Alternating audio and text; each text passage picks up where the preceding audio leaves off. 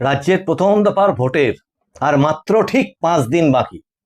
এখন এই রকম ভোটের ঠিক মুখোমুখি অবস্থাতে বহু মানুষের একটা বেশ মজার জিনিস, বা বলা যায় একটা আমোদের জিনিস, বা একটা উৎসাহের জিনিস, সেটা হচ্ছে ওপিনিয়ন পোল। সেই ওপিনিয়ন পোল দেখে মানুষ যেন একটা রোমাঞ্চ বোধ করে। কি হয় কি হয়, এই যে ভাবটা, এই উষ্ণতাটা তারা তাড়িয়ে তাড়িয়ে উপভোগ করে।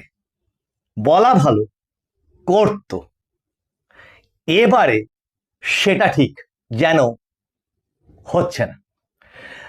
মানুষের ভাষার প্রচুর দর্শক এই ওপিনিয়ন পোলের ব্যাপারেও অনেকে জানিয়েছেন অভিমত, যে এই চ্যানেলেও যেন সেটা কিছুটা জানানো হয়। কিন্তু দুঃখের বিষয়, এটা বলা ভালো প্রথমেই, যে যারা ভোটের সংখ্যাতত্ত্ব বিচার করতে ভালোবাসেন, বা সেটা তাদের প্রফেশন, ভোটের বা ভোটারের কোন ধরনের সংখ্যা কোন কোন দিকে ঢলে পড়ছে, কতটা সুইং হচ্ছে, কোন দল তার পাল্লা কতটা ভারী, এই সমস্ত কিছু অ্যানালিসিস করবার পর তারা যে প্রেডিকশনটা করতেন, সঙ্গে তাদের এটাও জড়িত থাকতো মতামতের পাশে, যে তাদের একটা স্যাম্পেল সাইজ, মানে কত সংখ্যক মানুষের মতামত তুলে এনে তারা এই প্রেডিকশনটা করছেন। এই সমস্ত কিছুই এই এপিসোডটাতে আলোচনা করব, যেটা আপনারা নিজেরা একটু ভেবে দেখবেন এবং হাত খুলে আপনারা নিজেদের মতামত একটু জানান, যেমন জানাচ্ছেন। একটা সুন্দর কমিউনিটি গড়ে উঠছে, এবং তার সাথে আপনারা একটু শেয়ার করুন, যাতে আপনার ওই মতামত, আপনার লেখা এই এপিসোডের সাথে ছড়িয়ে পড়তে পারে।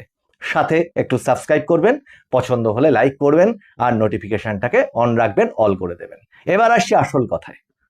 সেই আসল কথা কি, এবারের ভোটের ডিফারেন্সটা ঠিক কি অন্যান্য সমস্ত ইলেকশন, সেটা পৌরসভা বলুন, পঞ্চায়েত বলুন, লোকসভা বলুন, বিধানসভা বলুন, সমস্ত ক্ষেত্রের থেকে এবারে এই রাজ্যের সঙ্গে আরো যে 5টা রাজ্যে ইলেকশন হচ্ছে, তাতেও কিন্তু এই রাজ্যে ভীষণ বড় একটা তফাৎ ঘটে গেছে, যেটা ইতিহাসে এর আগে বোধহয় কখনো হয়নি। নমস্কার, মানুষের ভাষায় আপনাদের সকলকে স্বাগত। আমি প্রবীর রায়চৌধুরী আপনাদের সাথে। সোজা কথায় বলতে গেলে, যেটা এবারের ভোটে কোনো ভোট অঙ্কই নেই, মানে হাতের কাছে যাকে বলা হয়, যে ভোট অঙ্কের যে বই বা তথ্য পরিসংখ্যান, যেটা দেখে আগামীকে বিচার করা যায়। কারণ প্রেডিকশন ডিপেন্ডস কিসের ওপরে, যে আমার পিছন দিকে কতটা ডাটা আছে, সঙ্গে আমার এই মুহূর্তের কারেন্ট ডাটা কেমন, সেই সমস্ত কিছুকে এক জায়গায় করে একটা আগাম অনুমান করবার চেষ্টা করে থাকেন এই ভোট বিশ্লেষক বা সংখ্যাতত্ত্বের যারা অ্যানালিসিস করেন তারা। সুধী দর্শক মণ্ডলী, মতামত আমাদের তরফ থেকে আমরা তো একটা আন্দাজ করবার চেষ্টা এই এপিসোডে করবই বলেছি, কিন্তু তার আগে আপনারা নিজেরা চিন্তা করে দেখুন, যেখান থেকেই হোক না কেন এই এপিসোড আপনারা দেখছেন, অত্যন্ত আপনাদেরকে শ্রদ্ধার সঙ্গে জানাচ্ছি যে ওই ডাটাটা কি আর সেরকম আছে, যে ডাটাটার ওপর ভিত্তি করে বা পরিসংখ্যানটার ওপর ভিত্তি করে, যে গ্রাফটার ওপর ভিত্তি করে, যে ভোট মানচিত্রটার ওপর ভিত্তি করে ওই প্রেডিকশনগুলো এত কাল ধরে হয়ে আসতো, সেটা কি আর আছে সুধী দর্শক? এক কথায় সেটা আর নেই, সেই জায়গাতেই নেই। তার কারণ SIR 63 লক্ষ প্রথমে বাদ পড়ে গেছে, তার মধ্যে মৃত, অস্তিত্বহীন, ডুপ্লিকেট, আর তৎপরবর্তীতে আন্ডার অ্যাডজুডিকেশনের পরে আরো 27 লক্ষ, 91 লক্ষ ওই ভোটার তালিকা, যেটা পুরনো ছিল, যেটাকে দেখে হিসাব করে করে এই ভোটের প্রেডিকশন গুলো করে আসতেন এই ভোটের যারা অ্যানালিসিস করেন তারা, এমনকি আমরা সবাই, আপনি আমি সবাই। সেই তালিকাটাই সেই রকম আর নেই। এবার আসি, তারপরেও তো একটা তালিকা আছে, আপনারা বলতে পারেন তাই তো, তারপরেও তো একটা তালিকা তৈরি হয়েছে, ফাইনাল লিস্ট বেরিয়েছে, তাহলেই তো পরিষ্কার। মুশকিল হচ্ছে এই ফাইনাল লিস্ট তো বেরিয়েছে কবে? 28শে ফেব্রুয়ারি, আর আজকে কত? মার্চের মাঝামাঝি পার হয়ে গিয়ে ভোট আর মাত্র 5 দিন বাকি। এই কি বলে এপ্রিল মাসের। তাহলে এই যে মাঝখানের সময়টুকু, কোন, আমি যদি ফাইনাল লিস্টটাকেই ধরে নিই 28 তারিখের, তাহলে কোন বিধানসভা কেন্দ্রে কতটা বাদ পড়লো সেটা হিসেব করতেই মাথা খারাপ হয়ে গেছে, লেগে গেছে। কারণ অনেকেই লিস্ট ডাউনলোড করতে পারেননি প্রথম দিকে, তারপরে লিস্ট পাবলিশ হয়েছে, পাবলিশ হওয়ার পরে সেগুলো কালেক্ট করতে হয়েছে, বুথে বুথে গেছে, তারপর পেন পেন্সিল কাগজ নিয়ে হিসাব করতে বসতে হয়েছে। এই করতে করতেই তো অনেকটা দিন পার হয়ে গেল, মার্চ মাসটাই ধরুন। কিন্তু তার মাঝখানে বিপদ এসে দাঁড়ালো বা বাধা এসে দাঁড়ালো যেটা, সেটা হচ্ছে আন্ডার অ্যাডজুডিকেশন প্রসেস বা একের পর এক সাপ্লিমেন্টারি লিস্ট বেরোনো। সেই যে সাপ্লিমেন্টারি লিস্টগুলো বেরোলো সেটাও কিন্তু একচোটে বেরোলো না। প্রথম লিস্টটা বেরোতে কিন্তু অনেকটা টাইম লেগে গেছিল, এবং তার পরবর্তীতে যেগুলো বেরিয়েছে সেইগুলো বরঞ্চ একচোটে শেষের দিকটা অনেক গতি বাড়িয়ে প্রায় প্রতিদিন করে বেরিয়েছে। ফলত কি দাঁড়ালো?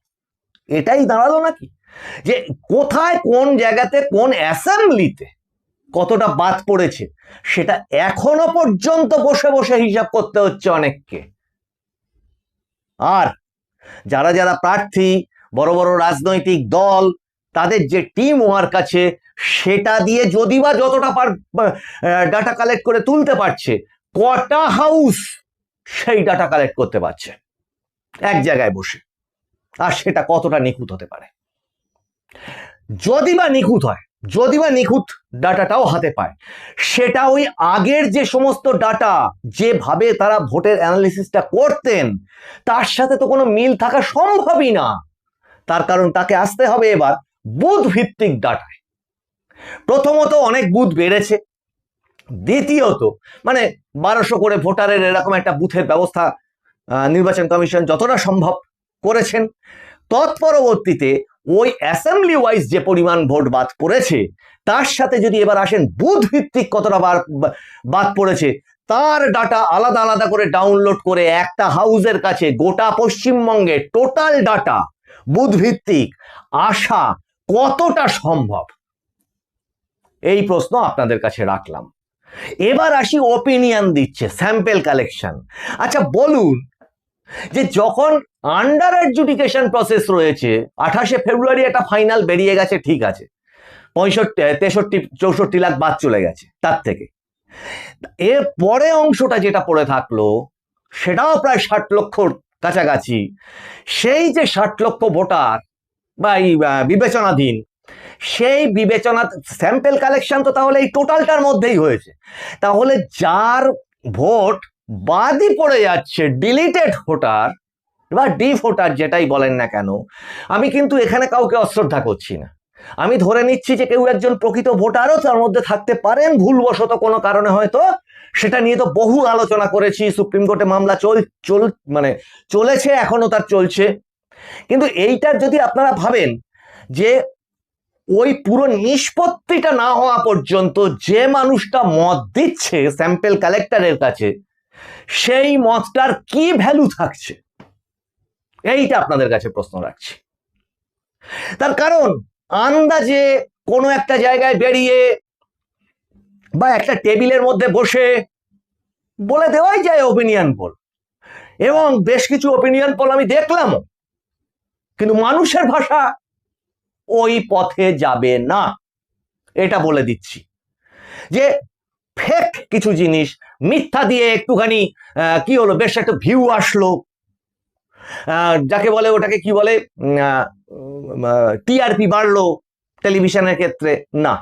আমরা সতর্কভাবে আমরা বলেও ছিলাম যে এইটার পরে আমরা ওপিনিয়ন পোল বিভিন্ন বিধানসভা ওয়াইজ আমরা করব, সেটা কিন্তু এসআইআর এর আগে থেকে আমরা বলেছিলাম, কিন্তু সেটা থেকে আমরা পিছিয়ে এসেছি। কারণ এখানে এবারের ভোটে কোনো ধরনের অঙ্ক নেই, একটাই অঙ্ক আছে, সেই অঙ্কটার ব্যাপারেই আপনাদের কাছে আসছি। প্রথম বিষয় হচ্ছে এই জিনিসগুলো কিন্তু এবারে মত প্রকাশের ক্ষেত্রে অনুপস্থিত। এমনিতেই এর আগে আগে যে সমস্ত ওপিনিয়ন পোলগুলো বেরোতো আপনারা খেয়াল করে দেখে থাকবেন যে বিরাট বিরাট সংস্থার নাম দিয়ে 1 ঘন্টা 2 ঘন্টা ব্যাপী আলাপ আলোচনা করে ওপিনিয়ন পোল বেরোচ্ছে, আর আমি আপনি আপনারা সবাই টিভির সামনে হাঁ করে সেগুলোকে দেখে যাচ্ছি, উরি বাবা এই হতে চলেছে ওই হতে চলেছে, এই সমস্ত হিসাব করে যেতাম। সব শেষে ভোটের রেজাল্ট যেদিন বেরোতো আপনারা এই কমেন্ট বক্সে লিখে জানান তো যে 10টা ওপিনিয়ন পোলের মধ্যে ঠিক কটা খাটতো। এইটা আপনাদের কাছে রিকোয়েস্ট থাকলো। কখনো কখনো কাকতালীয় ভাবে কোনো একটা দুটো মিলে গেছে, তারা বলেছে ওই দেখেছো তো আমি বলেছিলাম, পরের ইলেকশন এসছে দেখা যাচ্ছে সেই সংস্থাটাই আবার ধপাস, সেটা আর খাটেনি। কাজেই এইটা আমার মনে হয়েছে যে এটা এই মুহূর্তে যেটা চলছে, বেশ কিছু ওপিনিয়ন পোল দেখলাম যেটা বলছিলাম যে এইভাবে দেওয়া হচ্ছে কি বিজেপি 145 থেকে 155, টিএমসি 120 থেকে 145 কি 47, ব্যালেন্স অন্যরা। একটু এদিক ওদিক করে দিন ডাটাটাকে, আবার আর একটা খুঁজুন, সেখানে কি দেখা যাবে বিজেপি 147 থেকে 155, টিএমসি 110 থেকে 140। আচ্ছা বলুন এই জিনিসটার মানেটা কি? এটা কি প্রমাণ হচ্ছে? মানে যে কোনো একটা কিছুই হতে পারে। আর ওই যে ব্যালেন্স বলে দিয়ে রাখা হল, আইএসএফ, হুমায়ুন কবিরের কি জেইউপি, কংগ্রেস, সিপিএম, এই সমস্ত মিলে একটা ডিসাইডিং ফ্যাক্টর হবে, মানে একটা ভজকট কিছু। তার কারণ কারোর হাতে সেই পরিসংখ্যান নেই, জোর গলায় বলছি নেই। এবার আপনি একটা প্রেডিকশন করলেন, করে পুরো কেন্দ্রগুলো ধরে লিখে দিলেন কলকাতা এতগুলো টিএমসি এতগুলো বিজেপি, মানে অ্যাকচুয়াল প্রথমে ধরেই নিলেন যে বিজেপি হয়তো 160 খানা কি 150 খানা করে, এইবার পুরো তালিকাটাকে আপনি একটা যেখানে যেখানে মোটামুটি একটা আন্দাজ শক্ত আছে বা মোটামুটি এত সোশ্যাল নেটওয়ার্ক ঘেঁটে টেটে যে ওই কেন্দ্রটাতে এরাম এরাম হতে পারে, এইটাই আগের ভোট এরাম জিতেছিল, এই করে একটা তালিকা বানিয়ে দিলেন। এর থেকে বড় মিথ্যা আর কি প্রচার হতে পারে? কিন্তু এবারের ভোট, আবার বলছি, এই সমস্ত কোনো অঙ্ক মানার জায়গায় নেই। এবারের ভোট হচ্ছে বঞ্চিতের সাথে যারা বঞ্চনা পেয়েছে, আর একটা হচ্ছে তোষামদের ভোট, বঞ্চিত বনাম তোষামদ। কিন্তু তার থেকেও একটা বড় অঙ্ক আছে, আপনারা বলেন না মেরুকরণ। এই ভোট, হিন্দু যে ভোটটা আছে, এখানে প্রথমেই বলে রাখি যে আপনারা যারা মানে পুরনো দর্শক আছেন, নতুন দর্শক আছেন, সবাই মিলে একটু খুঁজে দেখবেন আমাদের সমস্ত এপিসোডগুলো। আমরা সব সময় সংখ্যালঘুদের যে আসল উন্নয়ন সেই জায়গাটাকে তুলে ধরবার চেষ্টা করি এবং সামগ্রিক সংহতির কথা বলি, কখনো কোনো রকম সাম্প্রদায়িকতাকে উস্কানি দিই না। তার মাধ্যম দিয়ে ভোটের যে মনস্তত্ত্ব সেটাকে তো অস্বীকার করলে হবে না, ঘটনাগুলোকে তো ফেলে দিলে হবে না, চোখ বুজে থাকলে হবে না।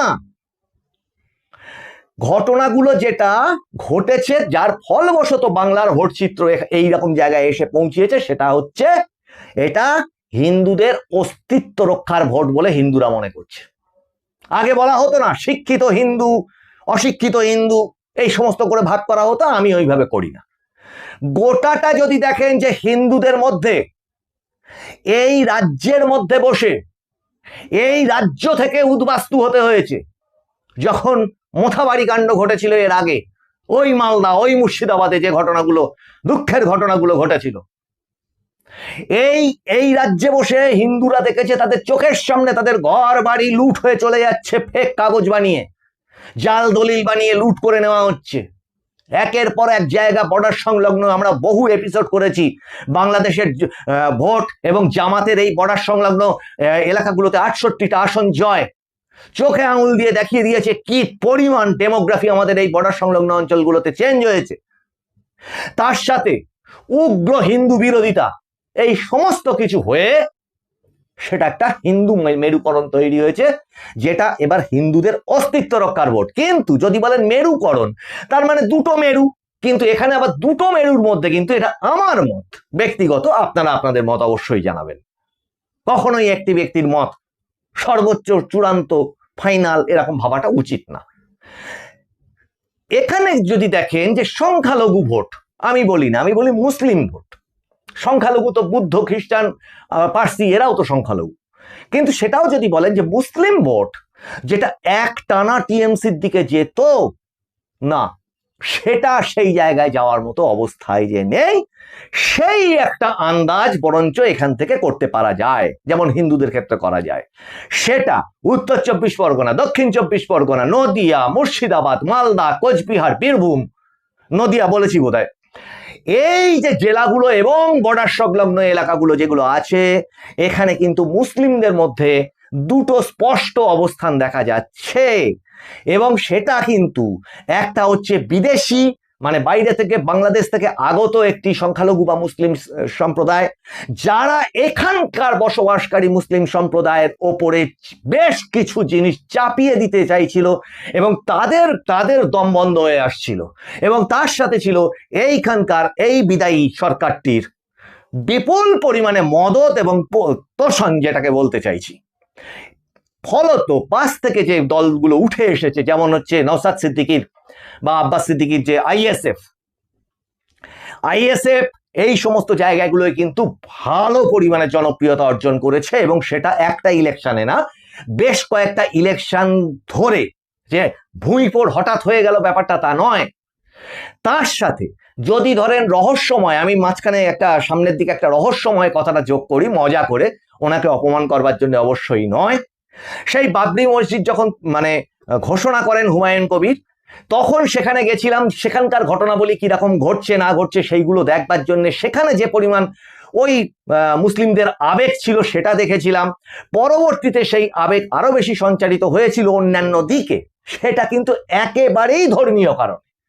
বাট তার একটা মানে সিকিভাগও যদি অবশিষ্ট থাকে, যদিও এই ভিডিও লিক পর্ব সেটা বেশ খানিকটা অংশে সেখানটাতে ধাক্কা দিয়েছে, এতৎসত্ত্বেও যে এই সংখ্যালঘুদের ভোট কিন্তু বেশ কিছু অংশে ভাগ হয়ে গেছে। সংখ্যালঘু ভোটটাও কিন্তু ডিরেক্টলি একটি দলে যাবে, সেটা ভাবার আর কোনো কারণ নেই।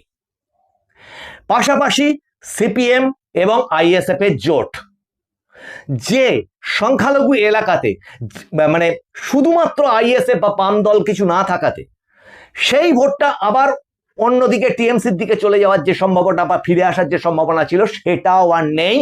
সঙ্গে সংখ্যালঘুদের ওপর বা মুসলিমদের ওপরে এই টিএমসি সরকারের বেশ কিছু ডুপ্লিসিটি বা বঞ্চনা, সেটা যেমন ওয়াকআপ অ্যামেন্ডমেন্ট বিলের পোর্টাল খুলতে না দেওয়া, রেজিস্ট্রেশন পিছিয়ে দেওয়া, বঞ্চনা করা, গোরস্থানের সম্পত্তিকে 1 নম্বর খতিয়ানে পাঠিয়ে দেওয়া, সিএএ নামে এনআরসি আন্দোলন করে তাদেরকে উস্কে দেওয়া, এরকম প্রচুর কিছু আছে। এবং সংখ্যালঘু সম্প্রদায়ের মানুষজন এদেশীয়, তারা দেখেছে তাদের জীবনের মানোন্নয়ন কিছু ঘটেনি।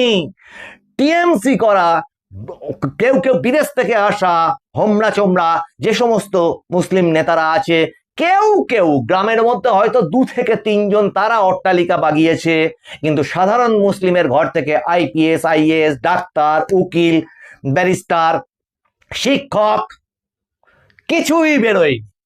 তারা যেখানে ছিল যে তিমিরে, তারা সেই তিমিরে সেখানেই পড়ে আছে। এই বঞ্চনাটা, আমি বলেছিলাম না যে প্রাপ্তি এবং বঞ্চনা, এই দুটোই এবারের ভোটের বড় একটা অংশ। তার সাথে যদি ধরেন যে লক্ষ্মীর ভান্ডার, মহিলা ভোট, লক্ষ্মীর ভান্ডার আর এই যে যুবক ভাতা, তার পাল্টা কিন্তু এসে গেছে বিজেপির প্রত্যেকটাতেই ডবল, ওটাতেও ডবল, এটাতেও ডবল। সঙ্গে লাখপতি দিদি, 75 লক্ষ মহিলার লাখপতি দিদি, তারপরে ড্রোন দিদি, ড্রোন প্রশিক্ষণ দিয়ে যাদের করা হয়, সঙ্গে বিজেপির একাধিক উন্নয়ন কর্মসূচি। পাল্টা টিএমসির প্রত্যেকটা প্রচার সভাতে কি শুধুমাত্র হুমকি, শুধুমাত্র হুমকি। আমরা ফিরে আসলে কি করব, যেন ওনারা ফিরে আসলে শুধু মানুষকে মারবেন। প্রত্যেকটা প্রচার সভাতে এই একটাই ডায়লগ। তার কারণ ওনাদের নতুন কোনো কর্মসূচি, নতুন কিছু দেওয়ার আর নেই।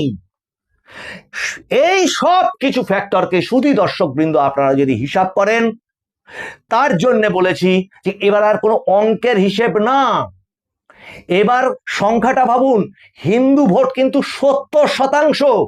যারা সংখ্যালঘু ভোট 30% কোথায় গেল বলে মাথায় হাত চাপড়ান, তারা আরেকটা অংশ ভুলে যান যে 70% ভোট কিন্তু হিন্দু ভোট, এটা ভুলে যাবেন না। আর সেটাও যদি কনসিডার করেন, তার থেকেও যদি কিছু ক্ষয় হয়, এদিক ওদিক যায়, সেই ভোট যে মোটামুটি একত্রিত ফয়সালা করে ফেলেছে, এটা নিয়ে কোনো সন্দেহ নেই। তার সাথে তো যোগ করেছিলাম এর আগের এপিসোডগুলোতে, আবার একটু রিপিট হয়ে যাচ্ছে, এপিসোডটাও একটু লেন্দি হয়ে যাচ্ছে, মার্জনা করবেন। কিন্তু এই ধরনের এপিসোড তো একদম বেশ কিছু কথা না বলে ছেড়ে দিলে নিজেরই অসম্পূর্ণ লাগে, অসম্পূর্ণ থেকে যায় ইনফরমেশনগুলো।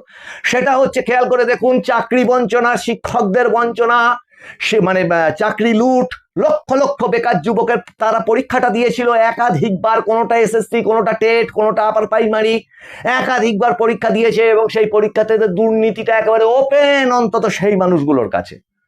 প্রত্যেকটির সাথে 4 কি 3 গুণ দিয়ে দেবেন, কত লক্ষ পরীক্ষা দিয়েছে, কত লক্ষ পায়নি, কত লক্ষের সাথে বঞ্চনা হয়েছে, কারণ প্রত্যেকের পরিবারে 2 থেকে 3 জন মানুষ কিন্তু তার সাথে জড়িত থাকে বা নির্ভরশীল থাকে।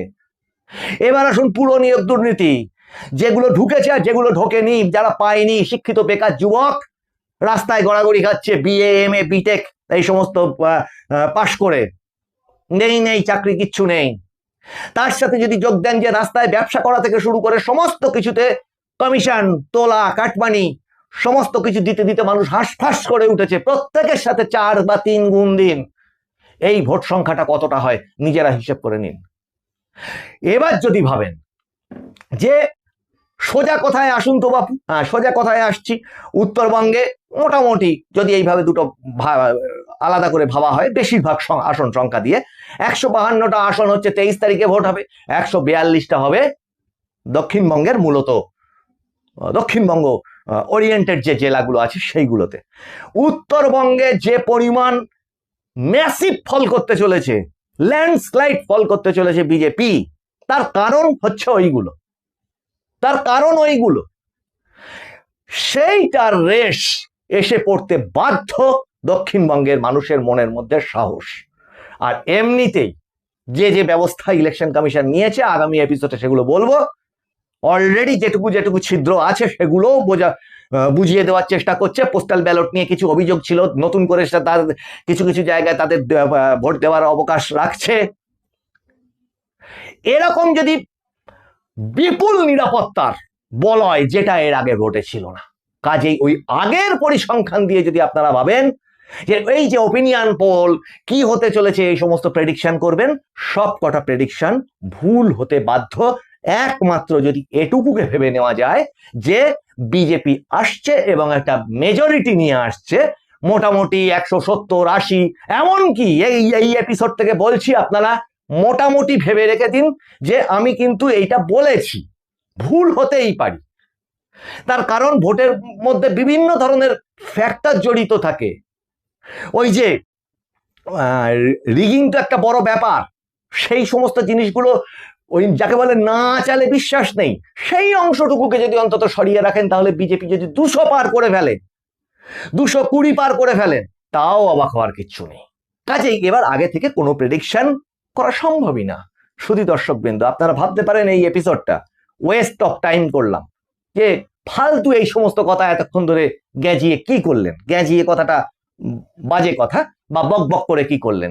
অন্তত এটুকু বোঝাতে পারলাম, এই যে ফেসবুকে, টুইটারে, বিভিন্ন জায়গাতে কখনো কখনো কোনো টিভি চ্যানেলও বসে পড়ছে, যদিও খেয়াল করে দেখবেন আগে যত ওপিনিয়ন পোল, আজকে প্রথম দফা ওপিনিয়ন পোল, তারপর দ্বিতীয় দফা, কালকে পরশু আর এক দফা, 4 নম্বর দিনে ফাইনাল ওপিনিয়ন পোল, সেসব আর কেউ করতে পারছে না, অল্পের ওপর দিয়ে হয়তো করে ছেড়ে দিচ্ছে।